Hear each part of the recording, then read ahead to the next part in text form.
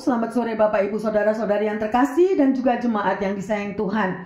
Kita bertemu kembali sungguh dengan waktu yang luar biasa di mana Tuhan tetap menyertai, Tuhan tetap mendampingi, dan biarlah damai sejahtera yang daripada Tuhan ada di dalam hati setiap kita. Ada amin. Bapa di dalam surga, kami mengucap syukur untuk waktu yang indah bersamamu. Terima kasih ya Tuhan. Jamah setiap umat-Mu Tuhan yang rindu untuk mendengarkan apa yang Kau sabdakan melalui firman-Mu.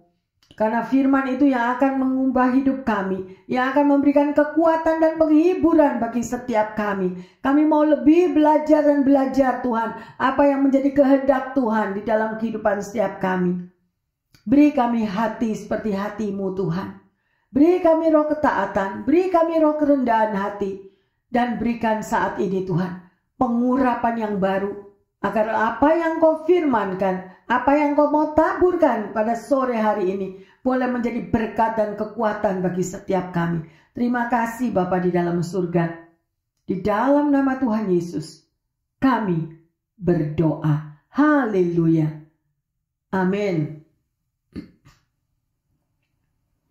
Bapak, Ibu, Saudara-saudari yang terkasih, kita kalau membacakan firman Tuhan, kemanapun Yesus itu pergi, selalu banyak orang yang berbondong-bondong mengikutinya.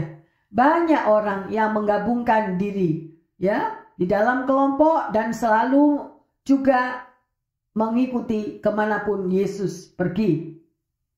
Mereka datang dengan berbagai macam motivasi yang berbeda-beda. Dan di pesan ini kita akan melihat apa yang ingin disampaikan oleh Yesus melalui perumpamaan. Ya, bukan tanpa alasan. Tema khotbah sore hari ini adalah tanah hati. Dan yang kita akan pelajari bersama-sama tentang pengajaran Yesus yang banyak mengajar dengan memakai perumpamaan-perumpamaan. Ya, oleh karena itu kita sudah berdoa tadi, mohon pengurapan Tuhan supaya pikiran kita dibukakan, hati kita juga dibukakan, agar kita boleh mengerti apa yang Yesus mau ajarkan sore hari ini. Ya, ketika Yesus melihat orang banyak itu datang berbondong-bondong datang kepadanya, Yesus mempunyai kerinduan untuk setiap mereka yang datang itu mendapatkan yang terbaik darinya. Sekalipun mereka mempunyai motivasi yang berbeda-beda. Kita akan memulai dengan perumpamaan yang disebut perumpamaan dasar, yaitu perumpamaan tentang seorang penabur. Perumpamaan ini sangatlah kaya akan makna. Kita baca bersama-sama di dalam Lukas 8 ayat 4-8. Ketika orang banyak berbondong-bondong datang, yaitu orang-orang yang dari kota ke kota menggabungkan diri pada Yesus, berkatalah ia dalam suatu perumpamaan, adalah seorang penabur keluar untuk menaburkan benihnya. Pada waktu ia menabur, sebagian benih itu jatuh di pinggir jalan, lalu diinjak orang dan burung-burung di udara memakannya sampai habis. Sebagian jatuh di tanah yang berbatu-batu, dan setelah tumbuh ia menjadi kering karena tidak mendapat air. Sebagian lagi jatuh di tengah semak duri, dan semak itu tumbuh bersama-sama dan menghimpitnya sampai mati. Dan sebagian jatuh di tanah yang baik, dan setelah tumbuh berbuah 100 kali lipat. Setelah berkata demikian, Yesus berseru, "Siapa mempunyai telinga untuk mendengar, hendaklah ia mendengar." Amin. Ya, mari kita akan pelajari bersama-sama ya, dan merupakan isi dari perumpamaan ini nanti kita akan pelajari bersama pada ayat 11-15. Ya, itu adalah penjelasannya. Ini adalah satu-satu perumpamaan yang daripada Yesus memberikan penjelasan secara langsung. Lewat penjelasan itu, Yesus sedang mengajarkan para murid untuk cara menyadari perumpamaan. Mari kita baca perumpamaan ini dengan penjelasannya adalah sebagai berikut. Ya. Dan saudara dan saya akan mengetahuinya. Apa yang dibicarakan di dalam perumpamaan ini? Yaitu Yesus berbicara tentang seorang penabur. Ada 3 hal, mari kita lihat. Yang pertama adalah tentang penabur. Dan di sini saya percaya bahwa penaburnya adalah Tuhan Yesus. Penabur selalu menginginkan hasil yang ditabur itu menghasilkan yang terbaik. Ketika Tuhan menaburkan benih di dalam kehidupan saudara dan saya, Dia ingin hasilnya itu baik dan berbuah berkali lipat ganda. Tuhan inginkan di dalam kehidupan Anda dan saya, benih yang ditabur itu akan menghasilkan buah-buah. Dan umat Allah yang lain menjadi berkat dimanapun mereka berada mendengar kesaksian Anda dan saya. Ya, mari kita membahas dari sisi lain, yaitu gambaran yang sangat umum di daerah-daerah pertanian. Pada saat seorang petani menaburkan benih, ia menghaburkannya begitu saja. Ya, sedemikian dia tebarkan segenggam benih itu dan dengan agak melingkar di pematang sawah atau di ladang, ya. Itu cara mereka untuk menaburkan benih. Yang kedua, apa yang dimaksud dengan benih di sini ini? Benih yang ada di sini itu dimaksudkan adalah firman Allah. Kita baca di dalam Lukas 8 ayat yang ke-11. Inilah arti perumpamaan itu. Benih itu ialah firman Allah. Ya, jelas yang terkasih, benih itu adalah firman Allah. Oleh karena itu saya selalu menghimbau Bapak Ibu Saudara-saudari yang terkasih, bacalah firman Allah. Karena itu sumber daripada kekuatan penghiburan dan kita itu tidak gagal paham. Kita itu tidak salah tafsir. Ya, sekarang saya mau katakan, untuk Anda membaca firman Allah harus tahu seutuhnya konteksnya. Jangan diputus-putus atau sepenggal-sepenggal. Salah semuanya nanti, jadi salah tafsir. Ya, harus mengerti firman Tuhan secara utuh. Yang ketiga adalah tanah menggambarkan keadaan hati saudara dan saya. Tanah menggambarkan kehidupan saudara dan saya. Ya, kita akan pelajari 4 macam tanah. Yang pertama adalah tanah yang di pinggir jalan. Kita baca di dalam Lukas 8 ayat yang ke-12. Yang jatuh di pinggir jalan itu ialah orang yang telah mendengarnya. Kemudian datanglah iblis lalu mengambil firman itu dari dalam hati mereka, supaya mereka jangan percaya dan diselamatkan. Ya, jadi sedemikian rupa. Ya, pada ayat 12 jelas yang terkasih, Anda mendengar firman Tuhan saat ini. Dimanapun Anda berada, ada yang di rumah-rumah atau jemaat yang terkasih yang lagi mendengarkan firman ini. Ya, firman itu ada yang jatuh di pinggir jalan, itu siapa?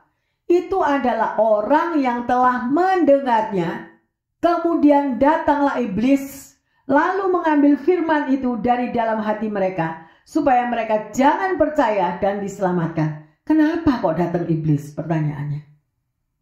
Ya, Bapak Ibu Saudara-saudari yang terkasih, sebagai anak Tuhan, mungkin kita rutin datang ke gereja, pagi, siang, sore, udah puluhan kali.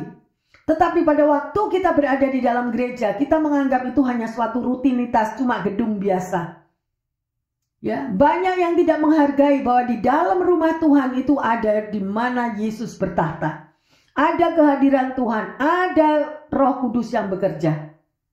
Dan sering kali terjadi, ya, antara sesama anak Tuhan, justru di dalam gereja itu mereka saling, ya, tersinggung, saling sakit hati. Tapi di sini saya mau tanamkan, kalau kita mau datang ke gereja, kalau Anda membaca firman Tuhan dengan rajin, dikatakan di dalam Joshua, jangan engkau menoleh ke kiri ke kanan, gak perlu lihat wajah orang lain.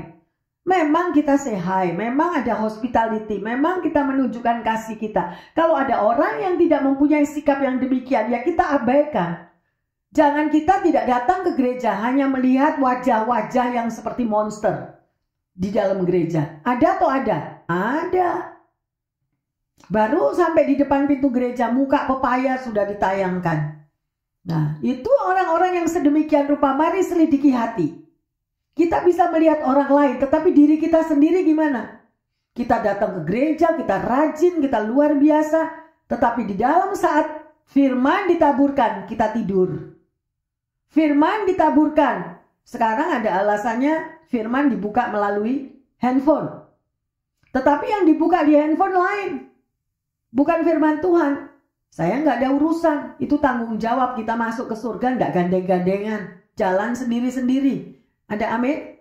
Nah disitulah itu iblis yang mengambil. Dan mencuri dari dalam hati. Kenapa? Karena kita buka celah. Kita sendiri yang buka celah. Makanya jadilah anak Tuhan yang seutuhnya.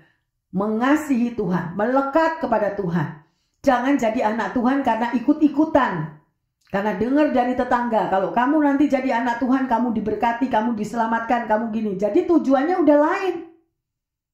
Pada sebagai anak Tuhan, ya, memang baptisan itu gratis. Tetapi ada harga yang harus kita bayar. Yaitu menyangkal diri, memikul salib, mengikuti Yesus. Kalau 3 hal ini kita tidak bisa lakukan, perlu tanda tanya yang besar. Apakah aku sebagai anak Tuhan yang benar? Dan di sini kita berbicara tentang tanah hati. Ya, amin. Jadi pada saat benih ditabur, berapa benih itu akan jatuh di tanah yang keras? Ya, misalnya kalau benih tadi ditabur di ladang, benih tadi ada di pematang, ya, itu adalah tanah yang keras. Karena merupakan jalur umum orang-orang berjalan melintasi ladang. Dan sering diinjak-injak oleh orang, ya, orang-orang yang lalu lalang. Benih yang jatuh di atas tanah yang keras jelas tidak dapat masuk ke dalam tanah. Ya, mereka tetap tinggal di permukaan dan akhirnya siapa? Dimakan oleh burung-burung. Jadi semuanya itu tidak ada artinya. Ya, benih yang sedemikian rupa itu adalah makanannya burung. Artinya di sini saya mau jelaskan, iblis tidak bisa masuk di dalam hati kita kalau kita tidak buka celah. Tapi sering kali anak-anak Tuhan selalu buka celah. Ya saya tidak katakan semua. Oleh karena itu pagarilah dirimu sungguh-sungguh, ya, mempunyai rasa hormat dan takut akan Tuhan. Baik di dalam perilaku di luar gereja, terlebih di dalam gereja. Ya, sedemikian rupa. Jadi stop untuk gosip, stop untuk melihat wajah orang yang begini, yang begitu, stop untuk melihat perilaku orang itu. Biar mereka urusan sendiri sama Tuhan dan kita juga urusan sendiri sama Tuhan. Ada amin? Haleluya. Ya. Sedemikian rupa. Kita mau lihat yang kedua di dalam Lukas 8 ayat 13. Yang jatuh di tanah yang berbatu-batu itu ialah orang yang setelah mendengar firman itu, menerimanya dengan gembira. Tetapi mereka itu tidak berakar. Mereka percaya sebentar saja dan dalam masa pencobaan mereka murtad. Nah, ya, mari kita selidiki. Jelas firman ini ya yang diberikan oleh Tuhan. Ya, Yesus berkata bahwa ada lagi benih yang jatuh ke tanah. Saya boleh katakan ini tanahnya dangkal. Ya, ketika hujan turun, tanah itu telah membungkus benih tersebut. Benih itu akan bertumbuh dengan sangat amat cepat. Benih itu seperti bertumbuh sangat baik dan bahkan menunjukkan pertumbuhan yang luar biasa. Akan tetapi sesudah beberapa waktu, akar itu segera tertahan oleh bebatuan di lapisan yang bawah. Ada batas sejauh mana akar itu bisa menjalar. Ya, ketika akar itu menyentuh lapisan daripada batu, pertumbuhannya terhambat karena dibatasi oleh bebatuan. Akar tidak dapat masuk lebih jauh dan mendapatkan air, maka akan menjadi layu. Tanaman ini akhirnya mati karena apa? Kekurangan air. Dengan kata lain, saat hati kita sungguh-sungguh mencintai Tuhan, terpancar ekspresi keantusiasan, ya. Mengikuti Tuhan tidak cukup dengan kata antusias, ya, harus memiliki pengenalan yang lebih dalam akan Tuhan, ya, sama seperti bayi yang baru lahir yang harus mulai belajar dari nol. Demikian juga dengan bayi rohani, dalam Tuhan kita juga harus mengikuti proses belajar selangkah demi selangkah, dan pembelajaran daripada Tuhan adalah mendidik saudara dan saya. Karakter kita dibentuk, manusia rohani kita dibentuk sedemikian rupa, ada kedisiplinan. Kalau anak Tuhan tidak bisa ada penundukan diri untuk mau didisiplin, perlu dengan tanda tanya. apakah saya sebagai pengikut Kristus yang benar? Dan seringkali di titik yang sedemikian ini mereka mental. Ya, mungkin mereka 50 tahun mengikut Tuhan Yesus. Tetapi manusia rohaninya nggak pernah tumbuh. Manusia daging terus. Jadi datang ke gereja senangnya cuma kumpul-kumpul. Ya, senangnya rame-rame. Tetapi di dalam dirinya itu kosong. Hanya menunjukkan sebagai orang Kristen, aku datang ke gereja. Ya, menunjukkan, mengambil satu aktivitas, mengambil kepemimpinan di gereja. Tetapi sesungguhnya tanah hatinya itu kosong. Dan itu kita bisa lihat dari buah-buahnya.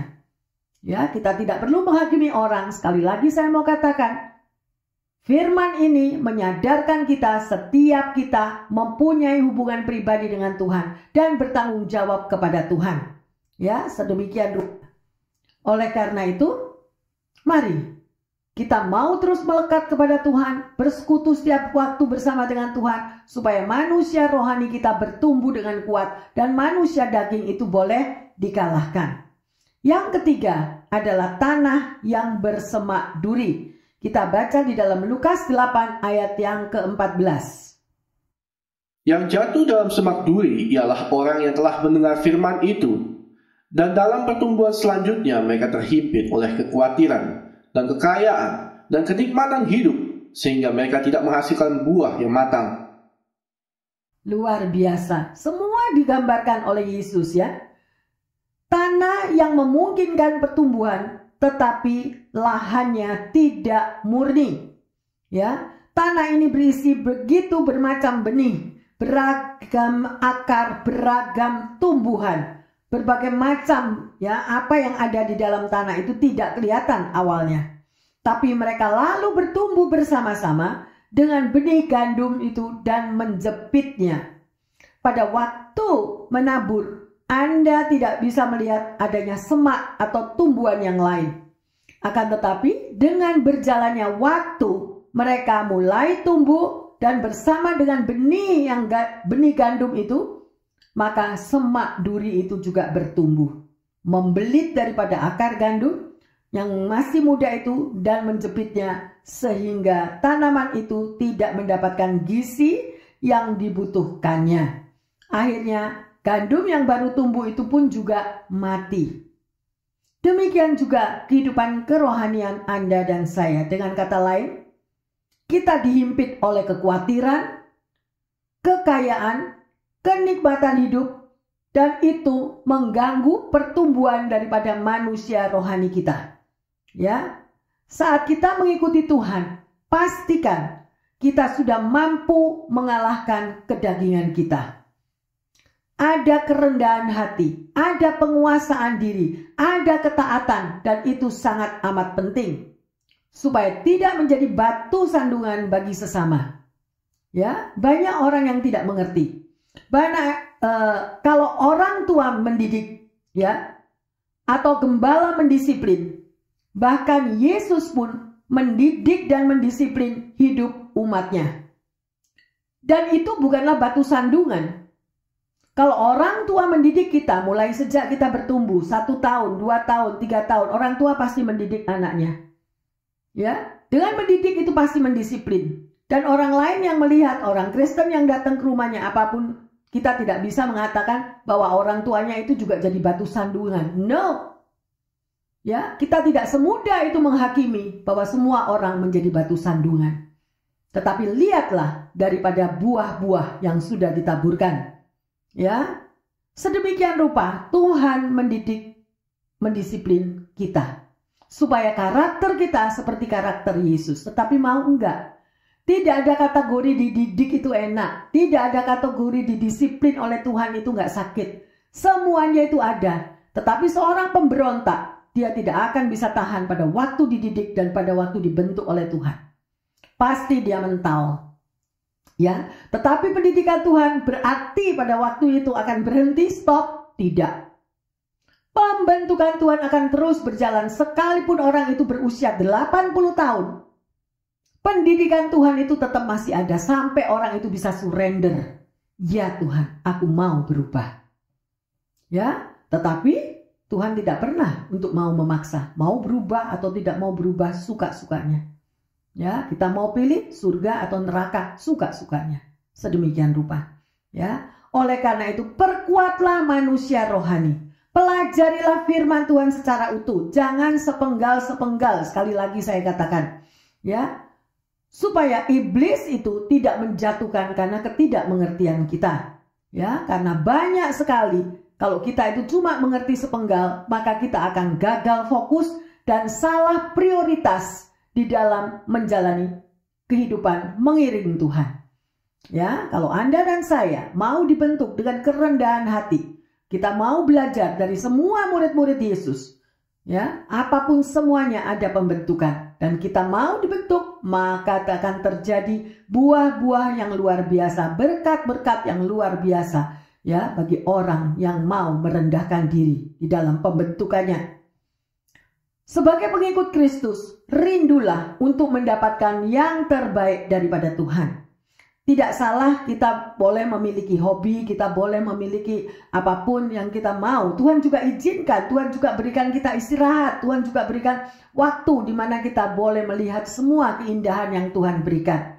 Tetapi janganlah semuanya itu melupakan kebaikan Tuhan yang sudah pernah kita rasakan. Bahwa jamahannya dan berkat-berkatnya selalu menyertai kehidupan orang yang tunduk dan taat kepadanya. Yang keempat adalah tanah yang baik. Kita baca di dalam Lukas 8 ayat yang ke-15.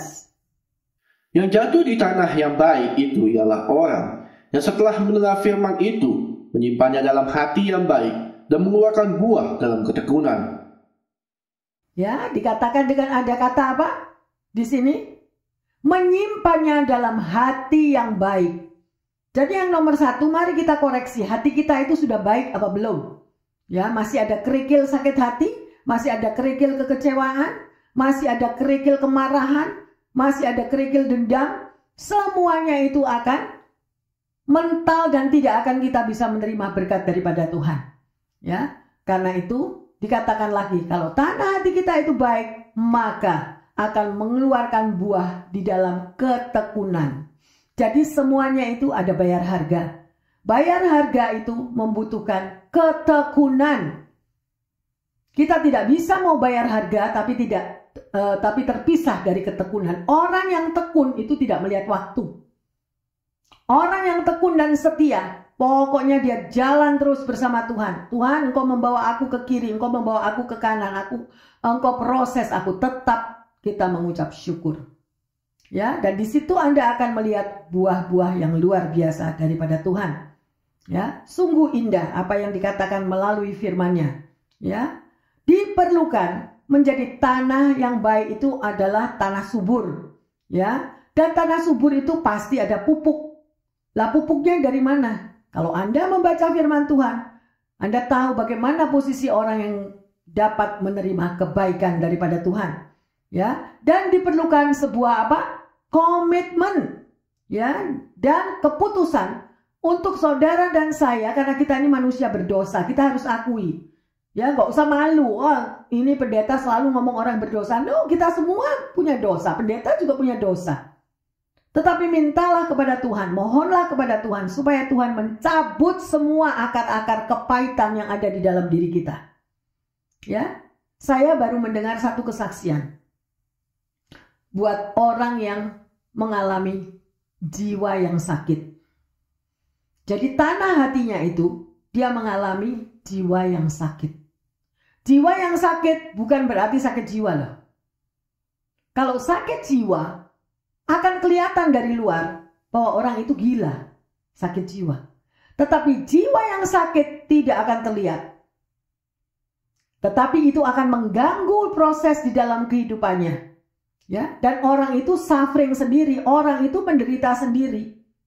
Ya, dan biasanya kehidupan yang sedemikian rupa itu diturunkan dari orang tuanya. Nah, ini sangat perlu kita mau bongkar bedah rohani. Ya, karena orang yang mengalami jiwa yang sakit, dia akan bisa menjadi orang yang jahat. Ya, oleh karena itu berhati-hatilah dengan siapa Anda berteman. Kelihatannya di luarnya begitu indah, begitu cantik, begitu handsome, begitu kaya raya, semuanya dari segi duniawi.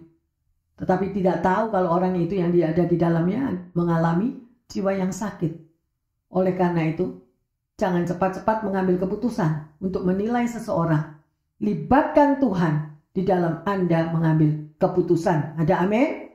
Haleluya. Ya, sekali lagi, mintalah Tuhan untuk mencabut semak duri yang ada di dalam diri kita.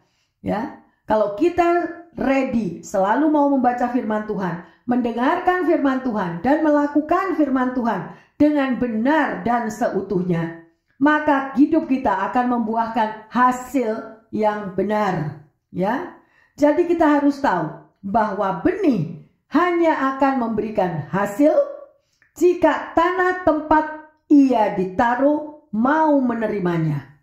Artinya apa? Orang yang hatinya bersih membuka hatinya untuk mendengarkan firman Allah, mentaatinya akan menghasilkan buah. Koreksi diri kita masing-masing. Ya, firman Tuhan gak pernah salah, Bapak Ibu yang terkasih. Banyak orang komplain, banyak orang itu putus asa, banyak orang yang mempunyai banyak pertanyaan, tetapi tidak membaca firman dengan jelas. Jadi tidak ngerti. Untuk kita diberkati itu seperti apa tanah hati kita. Dan mengapa berkat atau jawaban doa belum terjadi? Kenapa? Ada sesuatu yang ada di dalam diri kita. Mari kita mau kembali kepada Tuhan. Amin.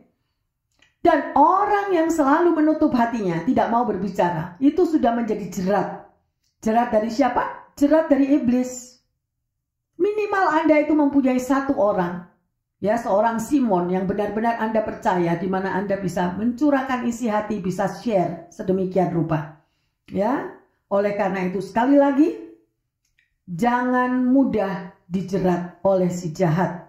Ya, dengan segala hal-hal yang negatif yang diberikan di dalam pikiran dan hati kita. Ya, karena apa? Si jahat selalu tidak mengizinkan benih firman itu jatuh tertumbuh di dalam tanah hati kita.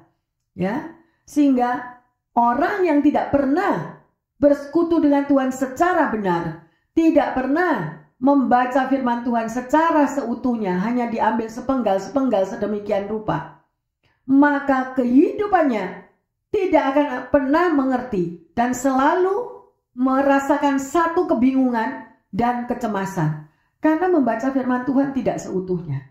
Apa itu janji Tuhan? Oleh karena itu diperlukan tanah hati yang baik dan tanah hati yang subur.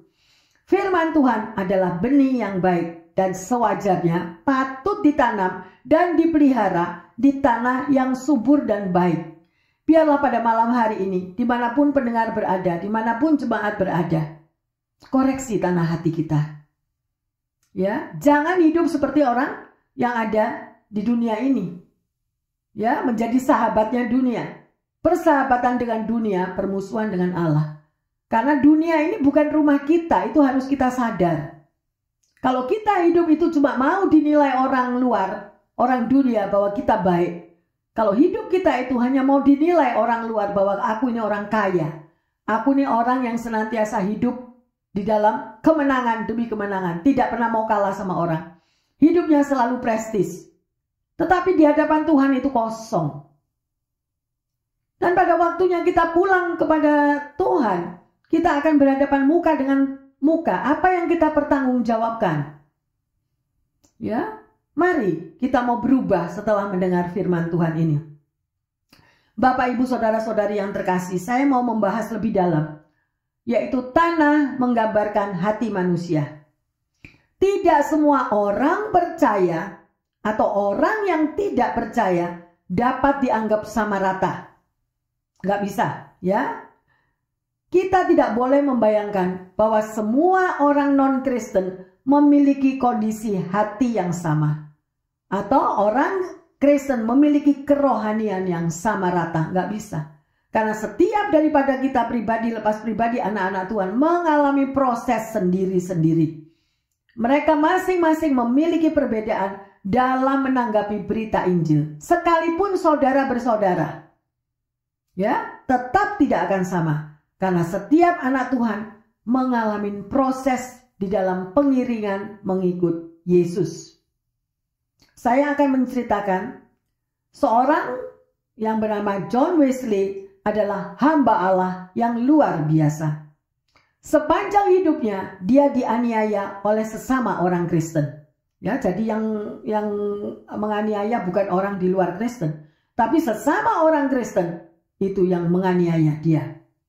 Bukan sedemikian rupa, itu adalah aniaya yang begitu berat atau ringan, bukan urusannya. Tetapi ia mengalami aniaya sedemikian rupa sampai dia diusir dari gereja Inggris. Karena ia mengajar tentang kekudusan.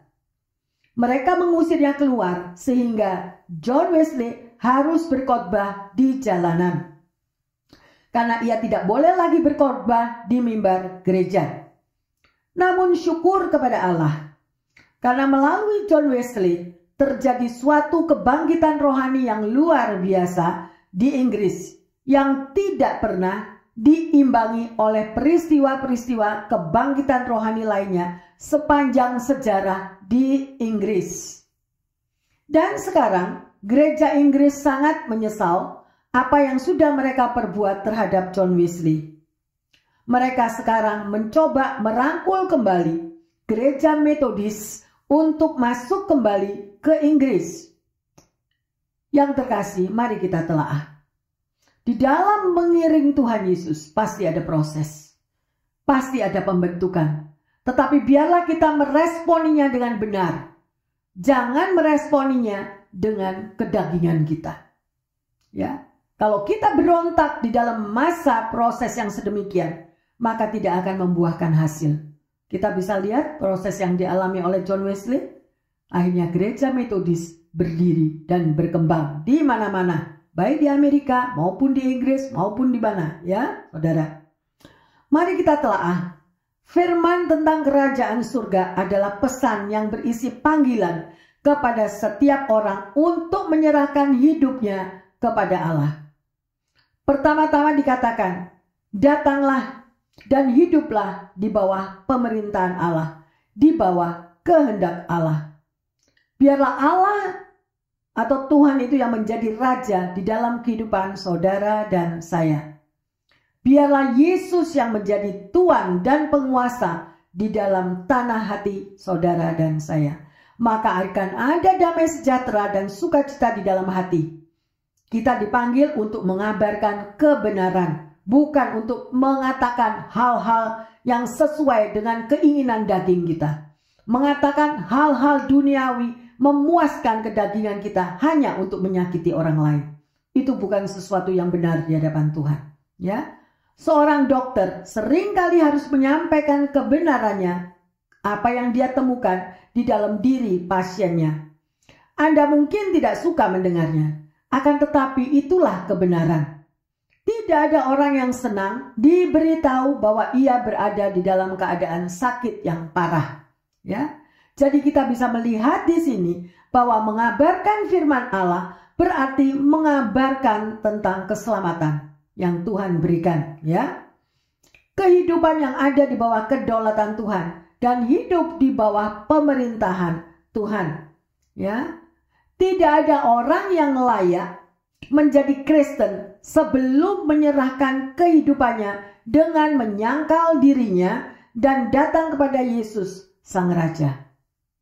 Jadi sebelum kita lagi melangkah itu, ya, datang kepada Tuhan harus ada penyangkalan diri. Kalau dikit-dikit marah, dikit-dikit ngek, dikit-dikit sensitif, itu benar-benar manusia kedagingannya begitu kuat, ya, dan belum ada penyangkalan diri datang kepada Tuhan. Setiap kali Anda bersaksi kepada teman, setiap kali Anda berbicara tentang firman Allah kepada orang lain, itu berarti Anda sedang menabur benih, ya. Dan benih ini ditaburkan di tanah hati kita. Ya, mari kita baca di dalam Matius 13 ayat 19. Kepada setiap orang yang mendengar firman tentang kerajaan surga, tetapi tidak mengertinya, datanglah si jahat dan merampas yang ditaburkan dalam hati orang itu. Itulah benih yang ditaburkan di pinggir jalan. Ya, jelas dikatakan di sini, ya, bahwa si jahat itu akan merampasnya.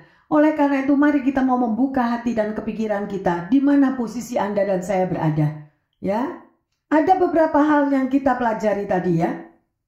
Mari kita mau memahami bagaimana ada dua hal yang saudara harus tahu. Yang pertama adalah orang yang menolak Injil. Siapakah itu?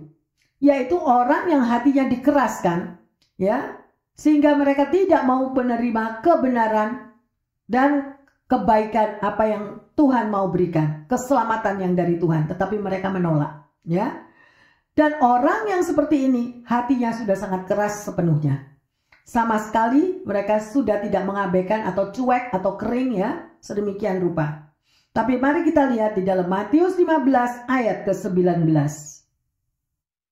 Karena dari hati timbul segala pikiran jahat, pembunuhan, perzinahan, percabulan, pencurian, sumpah palsu, dan hujat.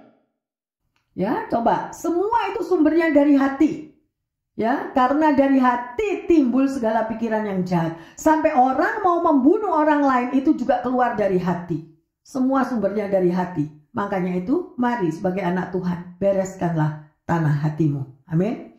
Kemudian yang kedua adalah orang percaya tetapi yang dangkal. Artinya orang ini begitu tanggap tentang Injil yang dikatakan. Menggambarkan orang ini kita nggak tahu, kalau kita lihat, waduh orang itu rohani banget. Waduh dia sebagai pengikut Kristus yang setia. Tetapi belum tentu. Ya, mari kita mau terus melihat karena kita ini melihat daripada buahnya. Sedemikian rupa. Waktu akan membuktikan apakah ada akar daripada orang itu di dalam Tuhan yang melekat dengan kuat atau tidak. Ya, jadi dalam kategori ini adalah mereka yang kepercayaannya saya boleh sebutkan itu dangkal, ya. Diperlukan proses mau belajar firman Tuhan, mau dididik dan ada penundukan kepada Tuhan, ya. Mari kita lanjut di dalam Amsal 24 ayat yang ke-12. Kalau engkau berkata, sungguh kami tidak tahu hal itu. Apakah dia yang menguji hati tidak tahu yang sebenarnya? Apakah dia yang menjaga jiwamu tidak mengetahuinya dan membalas manusia menurut perbuatannya? Saudara, kalau kita membaca ayat ini sekilas, saudara nggak ngerti apa sih yang dibaca. Kenapa? Ya, di lain waktu saya akan menjelaskan. Ya, tadi apa yang kita katakan ya, ada rahasia-rahasia Allah yang tersembunyi. Hanya diberikan rahasia-rahasia itu kepada orang yang bergaul karib dengan Tuhan.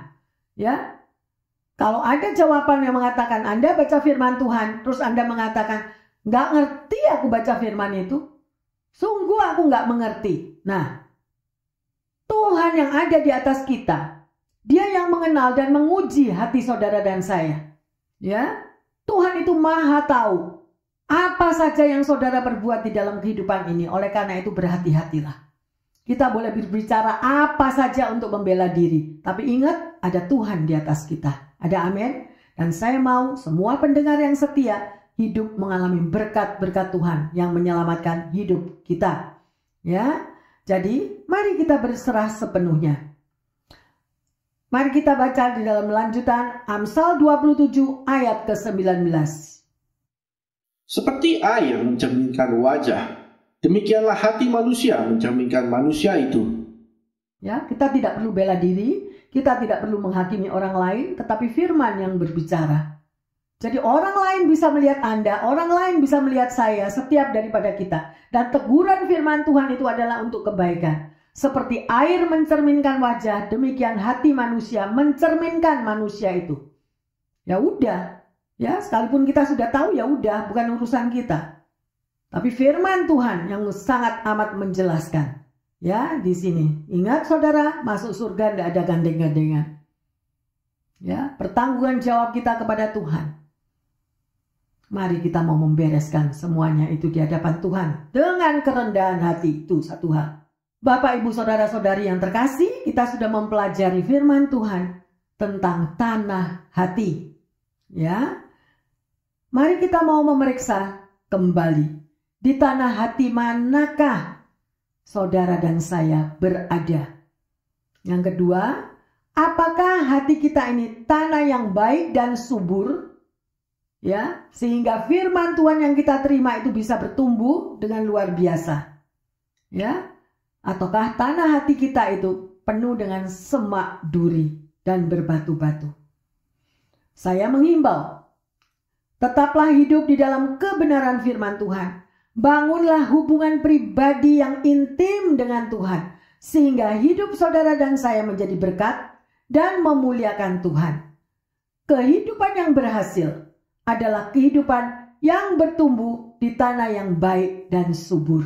Sekali lagi, tunduklah, milikilah kerendahan hati untuk menerima didikan dan proses didisiplin oleh Tuhan akan membawa berkat yang luar biasa. Semua pasti mengalami pada waktu Anda sekolah. Ada proses-proses di mana harus belajar dengan keras, harus ada eksamen, harus ada ujian. Tetapi begitu Anda keluar dari ujian tersebut, Anda bisa bernapas lega bahwa aku mampu menyelesaikan ujianku. Demikian juga di dalam Tuhan. Anda dan saya diproses seperti emas yang murni, dibakar dalam perapian. Untuk apa? Untuk membuang semua kotoran-kotoran kita. Jangan berontak pada waktu kita dibakar, karena itu adalah untuk masa depan hidup kita. Ada amin? Bapak, Ibu, Saudara-saudari yang terkasih, kita akan baca di dalam ayat Markus 4, 11 dan 12. Jawabnya, kepadamu telah diberikan rahasia kerajaan Allah, tetapi kepada orang-orang luar segala sesuatu disampaikan dalam perumpamaan, supaya sekalipun melihat mereka tidak menanggap, sekalipun mendengar mereka tidak mengerti, supaya mereka jangan berbalik dan mendapat ampun. Ya, meteraikan firman ini di dalam tanah hatimu. Ya, Tuhan sendiri yang berbicara. Dan semoga kita semuanya, termasuk anak-anak, yang dapat mendengar dan diberitahukan akan rahasia Tuhan kepada kehidupan setiap kita. Amin. Mari jemaat yang terkasih, pendengar yang setia dimanapun Anda berada, bersama-sama dengan kami yang hadir di sini, kita mau menyembah Tuhan. Ubah hatiku ya Tuhan. Ya, serahkan hatimu. Apapun, Tuhan Maha Pengasih, Maha Pengampun. Hati yang berbatu-batu, bersemak duri, percayalah. Kalau kita benar-benar mau datang dengan satu pertobatan, Tuhan akan memulihkan hidup kita semuanya. Amin. Ubah hatiku Tuhan.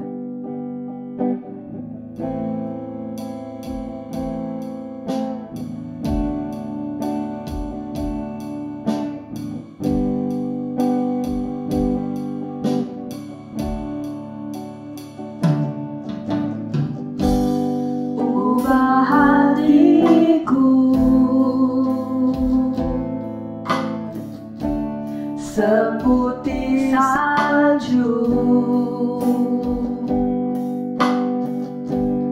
ubah hatiku seperti dirimu. Amin Tuhan. Ubah hatiku Ya Yesus, ubah hati kami ya Bapa. seputih salju, Agar Engkau berkenan di dalam kehidupan kami. ubah hatiku seperti dirimu. Yes Lord. Engkau penjuna ku tanah liat, Amin. bentuk jadikan ini doaku.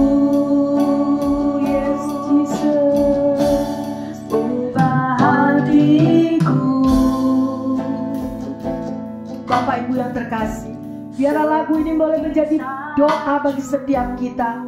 Apapun pergumulan di dalam hidupmu, mungkin kita baru menyadari tentang keadaan tanah hati kita. Mari kita datang kepada Tuhan dan mohon ampun agar hati kita diubahkan. Terima kasih Tuhan, terima kasih Yesus. Ubah hatiku seputih salju,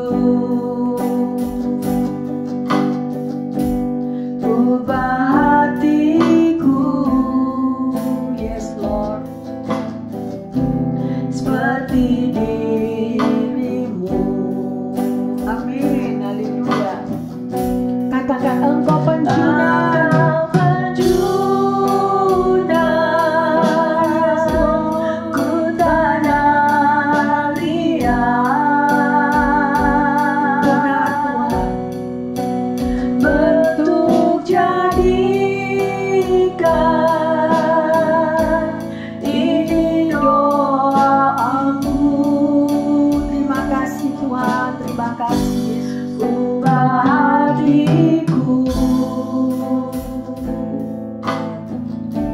seputih salju. Benar Yesus. Ubah hatiku seperti dirimu. Jadikan kami seperti dirimu ya Bapa. Ubah hatiku seperti dirimu.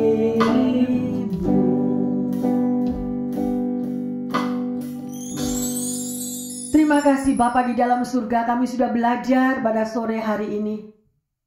Engkau sudah bukakan semua perumpamaan ini Tuhan, di mana kami boleh terbuka mata hati kami untuk kami lebih mengerti tentang keadaan tanah hati kami masing-masing.